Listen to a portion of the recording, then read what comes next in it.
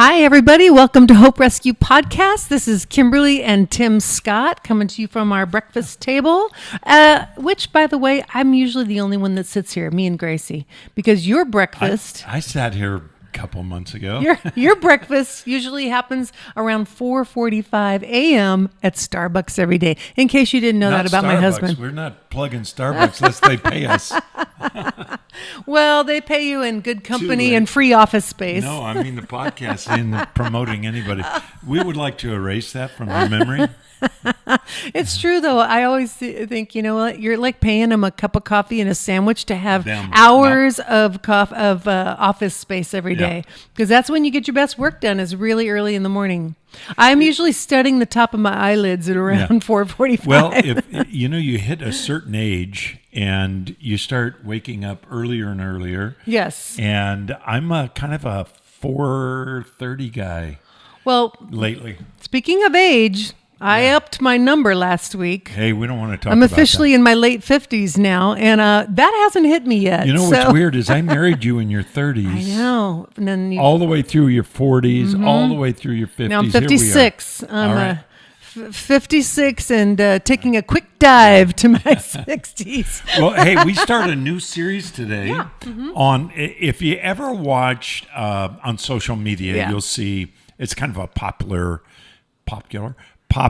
thing to do is the 5 things I wouldn't do as a surgeon, the 5 things I wouldn't do as a as a chef. Yeah, whatever your line of expertise or passion is in, they would say, these are the 5 things I would never do. So we're going to do some. I looked up, I thought it might be funny to see what some of them say. Like I saw the one plastic surgeon, 5 things I wouldn't do as a plastic surgeon. And after I read this, I thought, I need to go see what this person looks like. But what would be terrible is if you had surgery by that plastic surgeon, and one of the procedures he did was in his top 5 things he'd never do. Yeah, so they have this thing called a thread. Face threading. Yeah, right. He said I'd never do that. Never put face deposits in that fillers. Kind of thing. Fillers, permanent fillers or something like that, or permanent fillers. That's what it was. I'm taking notes. I'm taking notes. Yeah, you got to know what to do. And anyway, I was looking at all these different things that people would never do in their expertise, and I thought we have some things that we're experts about. Well, and what are those, Kimberly? I would say after being a mom to 7, giving birth to 5 of those in a blended family, I wouldn't say I'm an expert. However, I would say I'm proficient in learning from my mistakes as a mom. Let me put it this way. If I were a young mother out there, I would want to hear what you have to say. Well, thank you, Tim. I'm not. I'm an You old have been called a mother, grandfather. Yes. On the when you're cutting someone off. But anyway, that's a different episode. Anyway, so you've come up with 5. Yeah, and so these are going to be a couple of quick podcasts. But I do feel like I've learned some things, like I said, not necessarily from my successes completely, but also from some of my failures. And to be fair, since I'm speaking to moms, some of the things I learned that I would do differently or wouldn't have done that my parents did, possibly.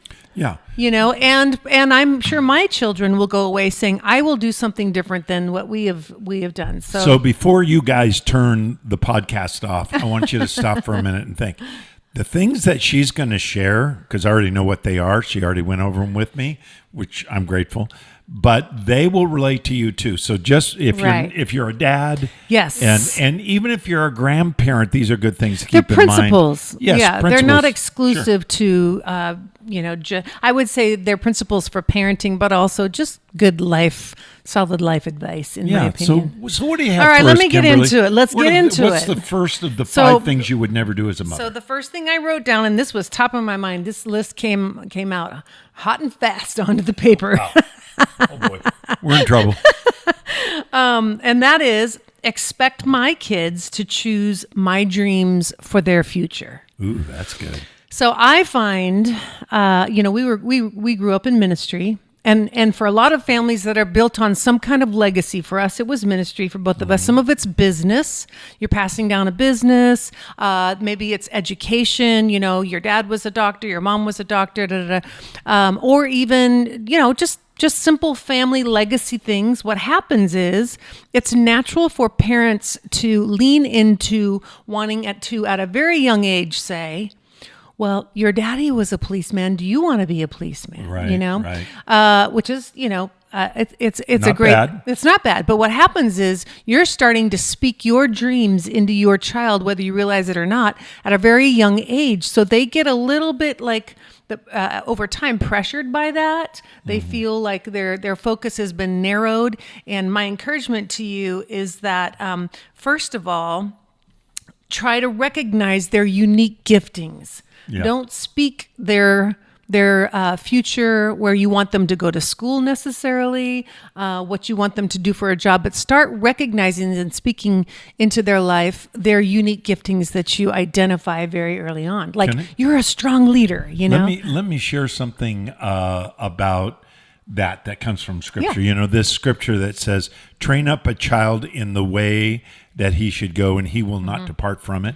And when he is old, he will not depart from it. So what a lot of people thought is, if I train the child in the way I want them to go, then they will have my values, my standards, and follow through with that. That's not what that's saying. Actually, the way that he should go, it literally says in the original language, train up a child in his way, and when he's old, he will not depart from it. In other words, listen to your child. What's important to your child? What are the dreams of your child? If they want to be in a professional job, a trades job, a laboring job, whatever it is, everything's okay. You don't have to shape them into. So Scripture's really clear. It sounds like it's saying you tell them where they're supposed to go, and they'll go there. But it's really, you see them, their unique giftings and talents and so forth, and nobody knows them better than you. Then shape them into that way. So anyway, sorry. Right. No, that's got good. The preacher that's came out in me right there. Great information. And I wrote down, allow them to discover their own giftings by trial and error. Yes. So let them experiment, when it comes to sports, creativity, activities, let them find their way. Don't say, well, your dad was a football player, or if you're a dad, you're going to be a football player. Or as a mom, this cheerleading was really important to me in high school, so you are going to be pursuing cheer from the time you are in elementary school. Those are the nightmare moms. I'm telling you, it happens all the time. Even like cheerleaders getting cut by a mother, literally physically with a blade. Okay. I mean, there was a 2020 Dateline on it, so NBC. It was Dateline, so it's for real. Yeah, so we've all seen really bad examples of that, Right. But I think that even more insidious is not those extreme versions, but the daily pressure that happens every day in the home for a parent to make their child live out the dream or the thing that they couldn't accomplish themselves, or that they did accomplish, and they want that child to continue the legacy. So I would say, just to end, number one is our goal would be to point your child in the right direction for them discovering their own giftings and cheer them on. Be their best cheerleader, even if they fail. Then if they become something that you hate, keep your mouth shut. Yeah, that's another episode. Okay. That's hard. Not any of our kids have done that, but whatever. So the second thing I would say is I would never overschedule my children's calendar to keep them quote unquote busy. Why is that such a big thing for parents? I do believe it is a very westernized culture thing that has become more of a thing in the last few generations. Right. There's a couple reasons I've thought about this, why this is happening. One is you have dual, parents working, so it's somewhere for kids to go and something to do. After school sports, they can just stay, they go after. Another thing is, I think there's a lot of pressure because, parents want their children to be in a higher education, so they feel like they have to start them very young to be a part of these clubs and being sports. Extracurricular value. Weekends and evenings are absorbed by this. And colleges do look at that. They do. Yeah. But again, are you doing it for yourself? Or is your child every weekend being dragged to this practice? One of our kids, like the president of the chess club. Yeah, that was Gracie. Gracie was one of the kids who tried a little bit of everything, though, and finally found her lane, surprisingly, as a police officer. Yeah. Yeah. But she tried water polo, she tried volleyball, she tried all the sports. Until she found her sweet spot, and it all ended up working out fine. I kind of saw when she was young she wasn't going to be a professional athlete. But go ahead with what you're saying. My concern with this, as a mom and now a grandma of 8 kids, had to think about that, is that we are losing margin. We already struggle for margin and protected space around our family time. But we are more than ever losing margin for our family. And if you don't make your family a priority time-wise, nobody will do that for you.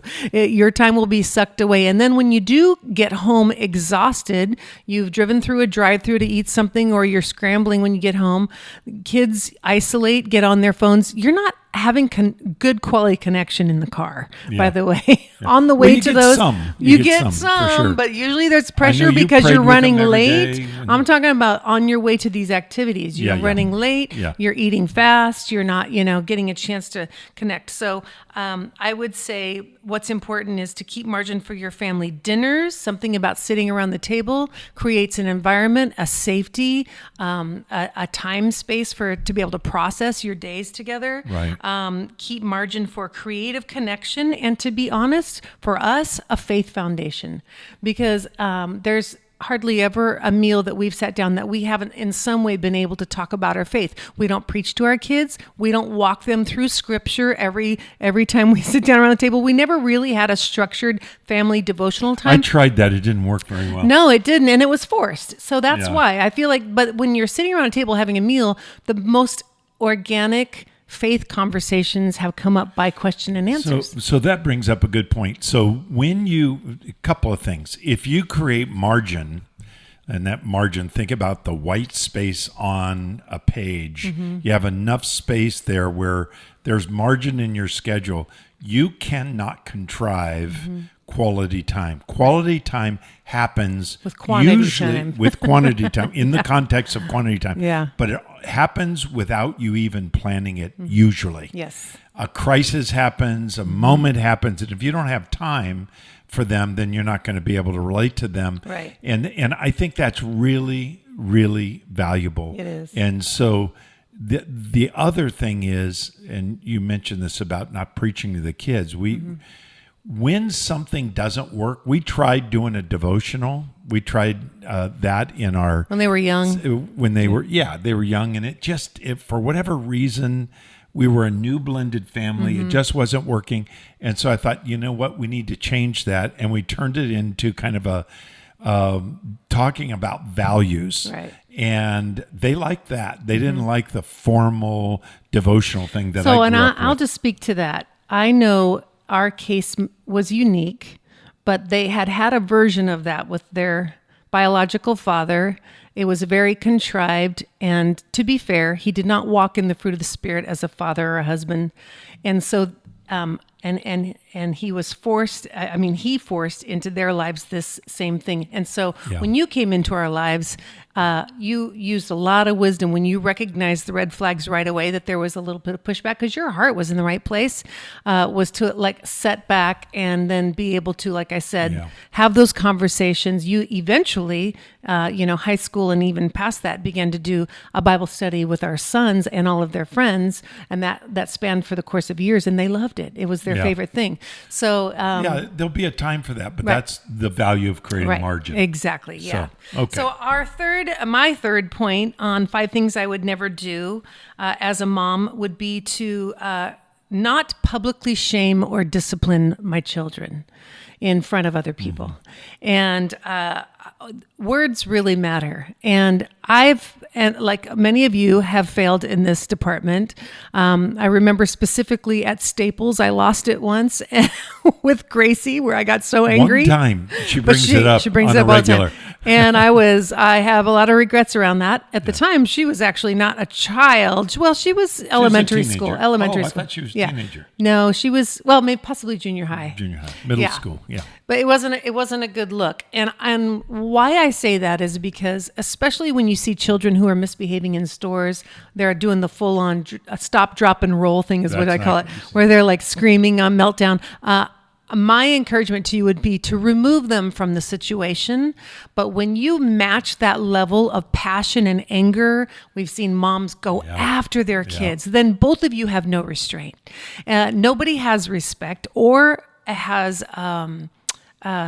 like moral authority to speak to anything in that point. You almost, as a stranger, want to go separate them. You become two children. Right. So what happens is, you have to really step into self-control. You take the child, even if the closest place is the bathroom, take them into a stall, even if they're screaming or whatever, and say, we're going to be leaving if you can't, get this under control. And if they can't, then you leave. You leave with your groceries in the cart, you know? Can I tell a quick story? Our friend Dana was given her son, who was somewhat strong-willed, and his name's Jesse. And Jesse was a little kid, and it was in the middle of a haircut. Oh. And he will not sit still. Yeah. And he's complaining and going on and on. And finally, Dana said, you know what? In a calm voice, she said, you know what, Jesse? This haircut's done. Thank you, sir. Yeah. Paid for the haircut.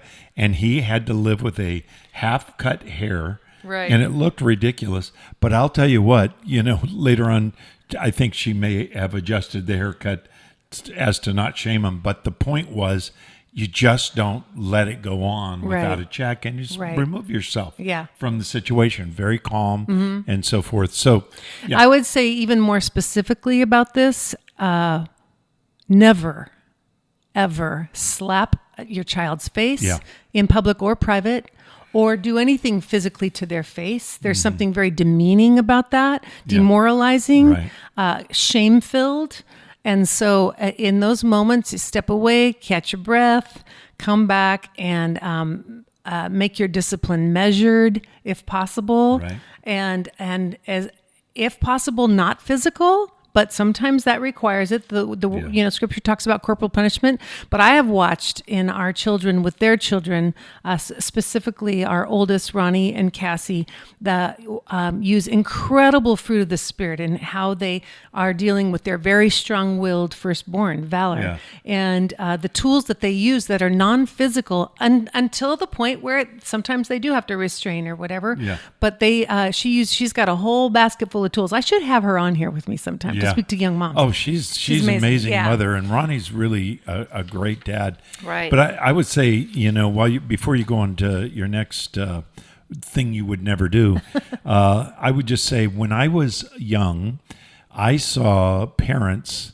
slapping and spanking their kids, and it kind of like it was like a tether ball where the child is. The parent is the post, and the child is getting spanked around that post over and over as the parent spins around and spanks that child. And I'm just like, wow, that's crazy. And the child screaming and the parent yelling, and the spanking taking place in public. And I said, as a young man, and I was pretty young when my oldest was born. As a young man, I said, I'm never going to do that. Yeah. And I never did. I always had a very careful way. I did believe in corporal discipline. I know some of you don't, some of you do. But what I decided I would do would be to take them in the room, in their bedroom, and have them tell me what they did wrong. I would always take time to calm down, for them to calm down, to think about it. And then they would have to tell me what they did wrong, so they know I know, and they know that I know why they're being spanked. They know that I'm not doing it in anger, and I would use a paddle or a belt, and I would tell them how many swats they would get, maybe 1 or 2 or 3. and they knew exactly how many, and they'd count. When I 3, that's it, and the thing that was interesting, it was always on the bottom, and I only did it when they were young, but I didn't shame them. Right. I didn't do it in front of other people, and I did that because it was something like you as a parent. I never wanted to do that as a parent. That's something I would recommend you never do as a parent: is shame, spank, use corporal discipline, yell at your children in public, pull them aside, speak into their ear sternly if you have to, pull them to the side, take them to the car, whatever you need to do to remove them. I see a lot of parents chasing their kids around, yelling at them, and it's doing no good. They do it the next day and the next day. Well, and I think we need to be honest in that both of us experienced that in our parents, that generation style of discipline, and the impact that it had on us and our siblings. We were raised by good men that made those mistakes. That spanked in anger. And actually, both of them later in life apologized because they recognized that they were reacting, and that we should have experienced consequences for disobedience, but the consequences need to be measured and not out of reaction, but something that helps shape us into being a better person. So a lot of that's where that comes from. So number 4 for me is I would never, as a parent, overly emphasize outward appearance or the world's vision of what beauty or intelligence looks like.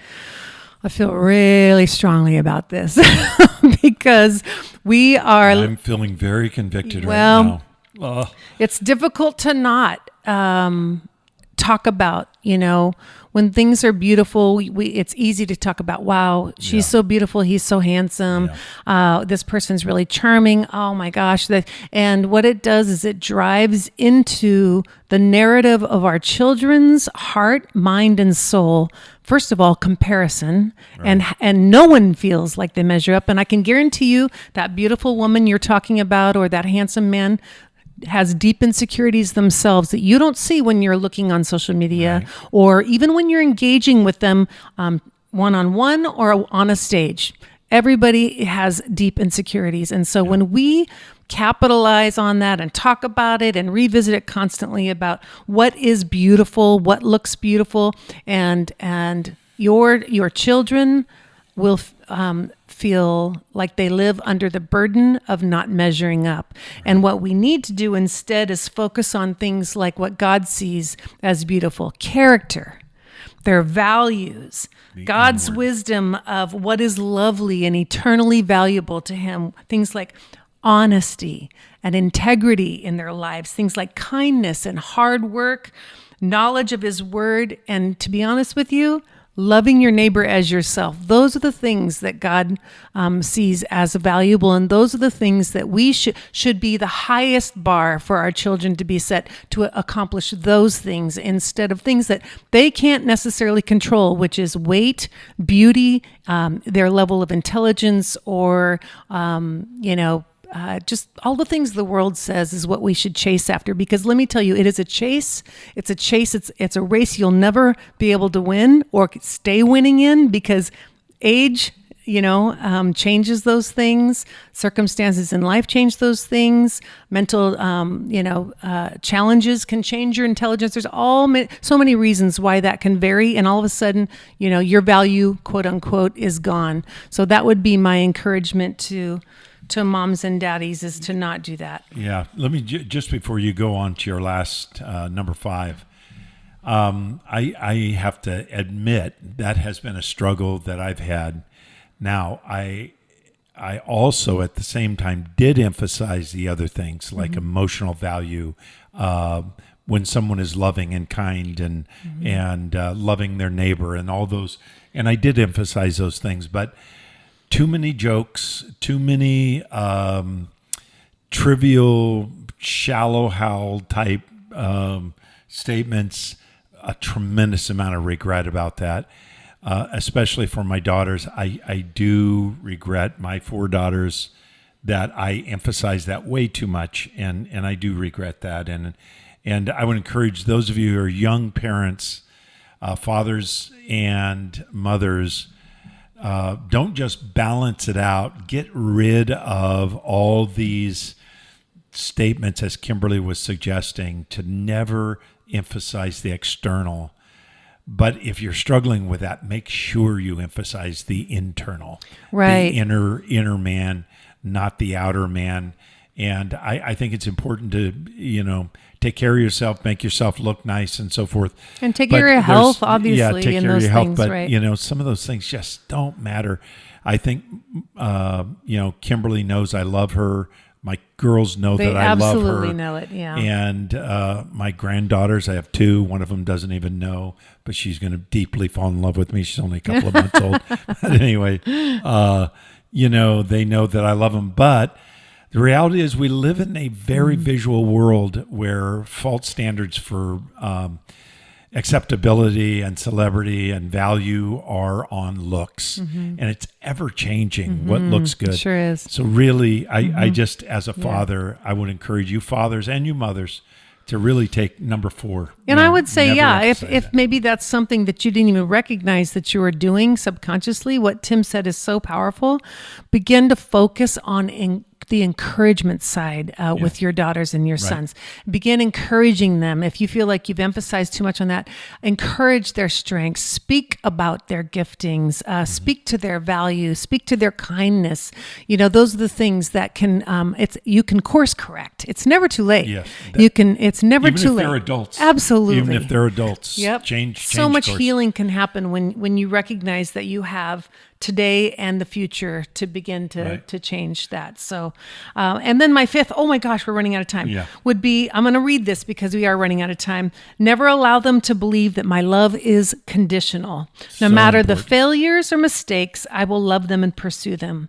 I will not personalize their bad behavior or choices. I'm going to love them and I'm going to pursue them. And even if I disagree with life choices or lifestyles, I will love them and pursue them, including drugs, partying, bad partner decisions, abandoning faith, and sexual promiscuity. I will love and pursue my children. And my love is unconditional because my model is Jesus, and he never gives up and he never stops pursuing. Let me just say, we do have a second, and that is, ask yourself this question. What happens if your child comes to you and says that they don't know what their gender is. They're struggling with their gender, or they come to you and say they don't know what's going on with their sexuality, or they come to you and say, I'm really being tempted with drugs, or I've taken drugs. The answer to that question is going to determine the value you place in their lives and the credibility to continue to speak into their lives. So no matter what, love your kids. No and pursue them. What, love your kids. That's those are 5 excellent things, Kimberly. Thanks, babe. And next time, I'm going to give you the 5 things I would never do as a dad. So I can't wait to hear what they're going to be. So thanks for listening to Hope Rescue Podcasts. We're at hoperescuepodcast.org. If you would like to support this ministry, we would love and appreciate that support for those that do. Thank you so much. God bless. We'll see you next week. Bye, guys.